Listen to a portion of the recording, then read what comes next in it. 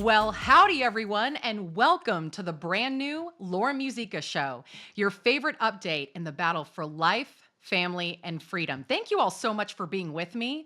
I'm Lauren Muzyka, attorney and human rights advocate, and I serve as president and CEO of Sidewalk Advocates for Life, the nation's largest peaceful sidewalk outreach organization. Okay, now that I got the fancy intro out of the way, on a personal note, I am so excited. This podcast has been a long time coming. For years now, I've been wanting to sit down and have a real, ongoing, in-depth conversation with all of you about the heart of the culture battle, the issue of life, our first and most foundational right, because without life, we have nothing, right? And naturally joined to the issue of life is our identity as man and woman, mother and father, and the human family. Abortion, gender identity, sex, marriage, freedom, and more. These issues are also hot, hot, hot because they're intrinsic to who we are, what we believe, how we live our lives, and our very destiny. And once we're convinced of truth with a capital T, or I guess at least our position, right?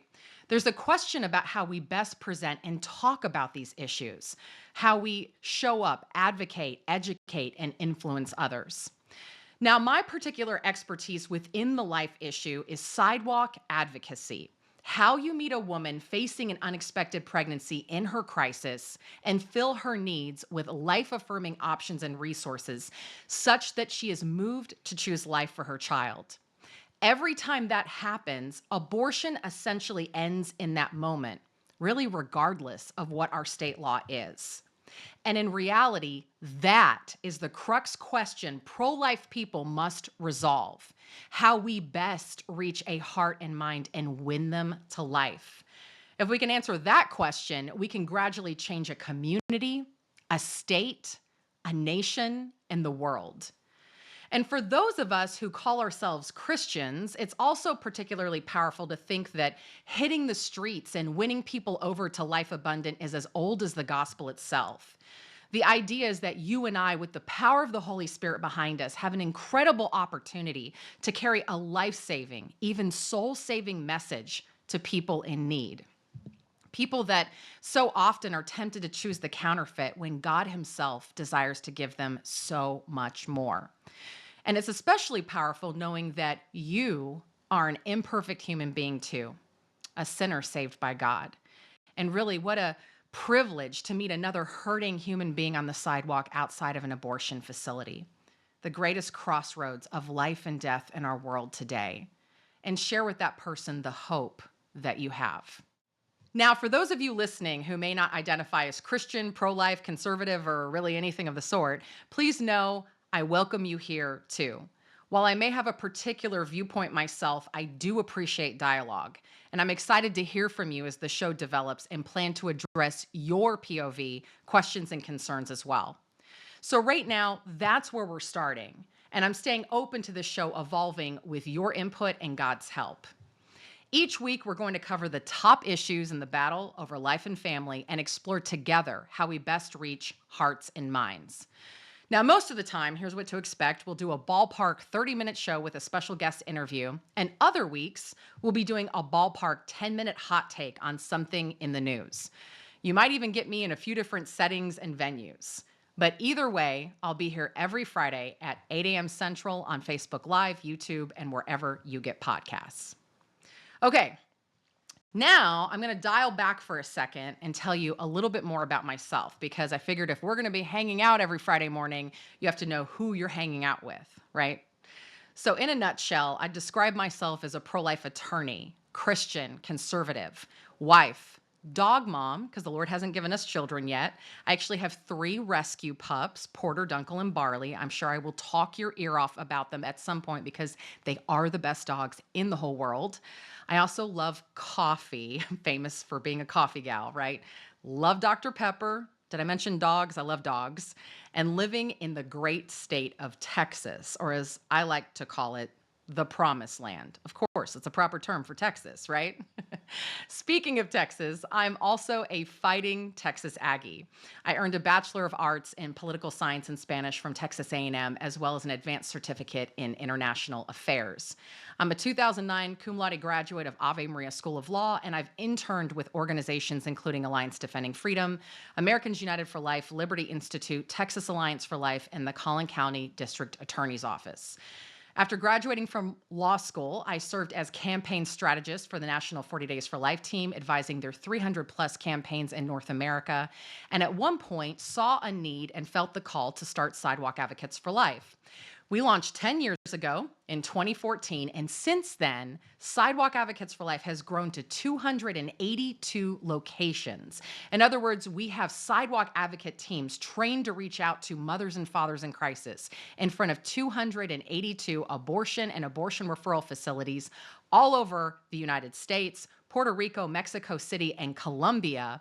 And we've now witnessed about 23,000 mothers and babies saved from abortion, helped 99 eternal souls leave the abortion industry, and aided the closure of 57 facilities. And we do what we do peacefully, prayerfully, and within the confines of our First Amendment rights. I tell people I absolutely love my job. I get to travel the country, speak at events and throughout various media outlets, and share the good news that sidewalk advocacy, this activity of meeting women in crisis and offering them love, care, and support, is not only saving lives and gradually ending abortion in communities all over the country, throughout the world, through the power of love, but literally changing the world itself. Now, you may be asking, how does an attorney end up leading a sidewalk outreach organization? That is a great question. As I mentioned before, I attended Texas A&M University, and the year before I got there, a brand new Planned Parenthood abortion facility had gone up in our little college town. And as you might imagine, the faithful were really grieved by it. I remember going to church, and the local peaceful pro-life activist organization, Brazos Valley Coalition for Life, was coming to services and asking people if they would consider taking just 1 hour a week to pray in front of the facility, to pray for the mothers and babies, and to give witness to what was really going on inside this building. And I remembered when this was presented to me, I had the thought, I can do that. I can pray 1 hour a week in front of this facility in hopes to save a life, like a drop in the bucket, right? Then not too long after that, some of us were invited to get trained as sidewalk counselors to learn how to reach out to the women going in with our words. So they brought in this beautiful Baptist woman from Georgia, Karen Black, who was famous for taking a very loving, woman-oriented approach, really as it should be. In fact, she coined the idea, the compass, so to speak, that we at Sidewalk Advocates for Life still use today of mom, baby, God. The idea that we got to start with mom, and when we address her crisis situation, then the rest of the conversation is unlocked to baby and to God. We would rather be in the other order, right? And that really is the natural order, God, baby, mom. But a woman in crisis mode has all that inverted. So learning this with Karen, it was revolutionary, so helpful, because she has to know that we care about her first before her heart is open to the rest of the conversation. And I remember what life was like on our side of the fence before this new thing called 40 Days for Life showed up, which I'll get to here in just a minute. But I remember a man coming to the public right of way, dressed up like the Grim Reaper, and he would pace up and down the sidewalk, presumably to shock people into what it was they were getting ready to do. There was a woman who would hold about a 30 times life-size photo of an aborted baby at the driveway, one of the most graphic images I've ever seen, presumably to knock people off their horse and show the world what abortion really was. There was another man who would bring a pole to the public right-of-way and stake it in the ground and raise the American flag as if to say, "I can't believe this is legal in our country." And I don't mean to comment on any one of those particular tactics at this juncture. We'll talk more about sidewalk outreach methodology another time. But what I will say is that collectively, it looked like a circus. It was like everyone was throwing spaghetti at the wall to see what would stick. Weird costumes, angry signage, unclear, even odd messages. And I was guilty by association. No one was coming to the fence to talk to me. And in fairness, I had no clear idea myself on what would turn a woman around apart from Karen's sidewalk counseling seminar. What is the perfect atmosphere to invite a woman into conversation? Of course, knowing what I know now, I can see that, yeah, duh, a woman in crisis isn't going to come to the fence and pour her heart out to the Grim Reaper, right? I mean, it's really something to think about. And I just remember watching woman after woman going in there, and so many Saturday mornings. Saturday morning was abortion morning in Aggieland. I was on my proverbial or sometimes literal knees praying, God, help me to reach these women. I will do whatever it takes. Short of something immoral, of course, I will dress up in a clown costume and dance in front of this facility if that's what it will take to save a life. So I prayed that prayer for a few years, and I remember when my prayer was finally answered. The staff at the Brazos Valley Coalition for Life, David B. Wright, my classmate Sean Carney, his wife Mary Lisa, and a volunteer named Emily, were frustrated too. They were getting the numbers back from the health department, and they realized that their efforts really weren't making a difference in the abortion numbers. So they decided to pray in their office around an old wooden table. And David said that their prayer was, God, we don't know what to do to end abortion in Aggieland, but you do. Show us what to do, and we'll do it. And what God laid on their hearts was this idea of 40 days for life, that God had used periods of 40 days throughout biblical history to bring about a transformation in his people. So think of Noah on the ark riding out the flood, Moses on Mount Sinai receiving the 10 commandments, Jesus spending 40 days with the disciples following his resurrection. So again, 40-day periods have been used throughout biblical history to change the game. They asked the question, what if? What if we covered this abortion facility for 40 days straight in prayer, 24/7? Would we see transformation in Aggieland? So they went to the folks in the odd costumes and those with the angry signage, and they said, hey, we're going to try something. Would you consider just standing down for 40 days, and we're going to try making this simply a peaceful prayer vigil? So that's when the very first 40 Days for Life launched. It was the fall of 2004. And I have these beautiful memories of taking late night hours in front of the local abortion facility, praying with my friends from the local church, including my friend Peter, who's now my husband, and witnessing an unbroken chain of prayer in front of that facility. There was even another guy named David, a Knight of Columbus, who took the 7 p.m. to 7 a.m. shift every night for 40 days. I will never forget David and his sacrifice. And as a sidewalk counselor, this is so key. I watched the atmosphere go from something that was chaotic, apprehensive, and disorganized to something that was peaceful, prayerful, and purposeful. And suddenly, women were coming to the fence to talk. I tell people it's like a split A/B test. Like, let's try it this way and see how it goes. And now let's try it this way and see how it goes. And I wanted to shout from the rooftops that, oh my gosh, this works, right? That when we put away our odd tactics and just believe that prayer, peace, and love is enough, that we are enough, that's when miracles start to happen.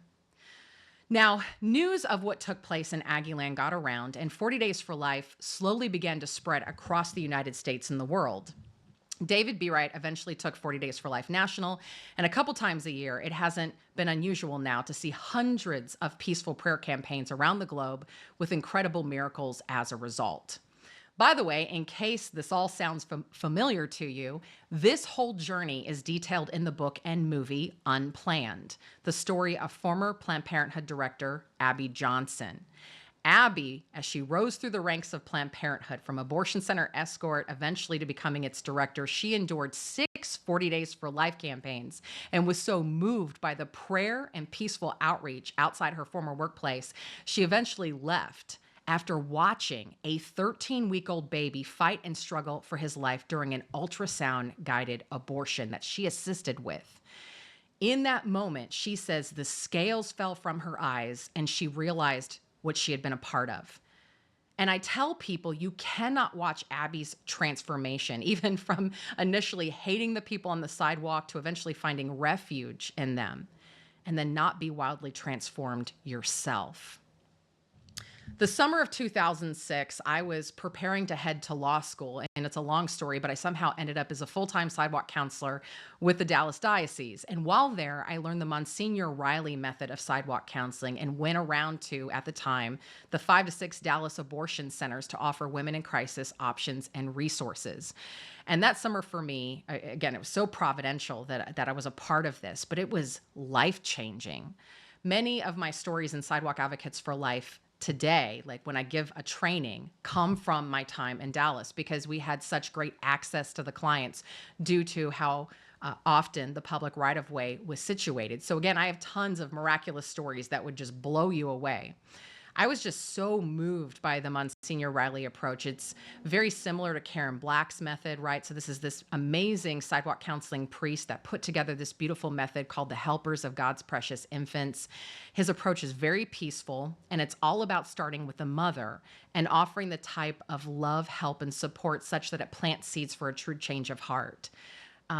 Really intrinsic to his approach is that we don't do anything that would get in God's way of being able to eventually work in that person's heart. He emphasizes there should be no element of protest, picketing, condemnation, or scorn, anything of the sort. We are solely focused on helping her spare herself from the pain of abortion and choose life and life abundant. Now, a few years later, I would also go on to learn the Chicago method of sidewalk counseling invented by the famous Joe and Ann Scheidler of Pro-Life Action League, who arguably helped invent sidewalk counseling in the 1970s. Now, that method prompts us to research lawsuits and even ambulances that may have been at this particular abortion facility and share that info with women considering abortion as a way to protect her physically and beyond. Of course, by the time I learned that method, really my third sidewalk counseling training, my wheels were turning. I realized studying all of this that the point of commonality between all these more successful sidewalk outreach methods was starting with mom, addressing her perceived crisis, thereby unlocking, again, more conversation about baby and even God. So, anyways, I graduate from law school in 2009 at the height of the financial crisis, by the way. And while job searching, I came back to sidewalk counseling with the Dallas Diocese for a few months and began interning at the district attorney's office in hopes to start out as a prosecutor. You know, even if I knew that I was headed to being a pro-life, pro-family litigator or lobbyist, I figured that that would be a really good foundation. And then they suddenly announced a hiring freeze. So for fun, this is what fun is for pro-lifers, right? While I'm trying to hold my place as the next one to be interviewed at the DA's office, I decided to lead the Dallas 40 Days for Life campaign. And it was nothing short of amazing. It ended up being the largest vigil in the world. And after that 40 days, David B. Wright, the founder of 40 Days for Life, suddenly comes to me and invites me to join the 40 Days for Life national team as their campaign strategist, advising our teams across North America. And then he said something in that invite conversation, so to speak, that ended up being prophetic for my life. He said, Lauren, I can't promise you that this is all going to be legal work, but I do promise that the Lord will use your law degree. Lauren, I can't promise you that it's all going to be legal work, but I do promise that the Lord will use your law degree. So here I was, again, wanting to be a litigator, lobbyist in the culture battle, but realizing that if I took this leap of faith, if I said yes to this job, my resume was suddenly going to look very different. My career was going to take a whole different trajectory, right? And it might be hard to go back to a legal career and maybe one day work at a firm or related. So anyways, I would love to tell you that I said yes to this opportunity right away, but it took some time to think and pray about it. What's so interesting, what's so providential is that I was reading a book by a woman who had spent a summer with Mother Teresa, serving alongside of her in the home of the dying and the various orphanages that they had. And she said something in the book that I will never forget. She said, the things we consider to be great in the eyes of the world are not necessarily what's great in the kingdom of God. I'm going to say that again. The things that we consider to be great in the eyes of the world are not necessarily what's great in the kingdom of God. And I suddenly realized I was asking the wrong question. Instead of asking what can advance my legal career, shouldn't I be asking, in light of the fact that my legal education is a gift, how can I use that to save lives and souls? And if this boat into the culture battle looks a little bit different from what I had envisioned, who am I to say no? So, with that analysis, I joined the 40 Days for Life national team and for over 2 years loved serving as their campaign strategist, advising prayer campaigns in North America spiritually, strategically, even got the first blush at things legally. And then at one point saw a need and felt the call to start Sidewalk Advocates for Life, that just as 40 Days for Life had made this ready-made prayer vigil program for busy people who wanted to make a difference in the battle for life, could we provide a ready-made, comprehensive training tools and support program for people who wanted to reach out with their words, who wanted to interface more directly with the moms going in, connecting them with life-affirming resources in their community. So I launched Sidewalk Advocates for Life 10 years ago. And since then, at the time of this recording, we've witnessed all these crazy, awesome miracles simply because people like you said yes to this great mission of loving and serving mothers and families in crisis. You know, I tell people that showing up and praying is already half the battle, and then our words are icing on the cake. All right, now with that introduction, a quick State of the Union. We just had this seismic shift on abortion rights, so-called abortion rights, right? Roe versus Wade, the Supreme Court decision that imposed abortion on demand on all 50 states, had been the law of the land for nearly 50 years. And it was the Dobbs v. Jackson Supreme Court decision that overturned it all in June of 2022 and sent it back into the hands of the people. And I want to take a moment to thank you for helping to overturn Roe versus Wade. And here's what I mean by that. Law tends to follow culture, and culture is what? The hearts of the people, right? And as you all have chosen to pray, stand up, show up, advocate, and educate, you have helped to transform culture, and you made a Supreme Court decision like this possible. The courts are a microcosm of the culture, right? They're still made up of people. You were the yes to God that ushered in this miracle that so many for so long said would never happen, would never be possible.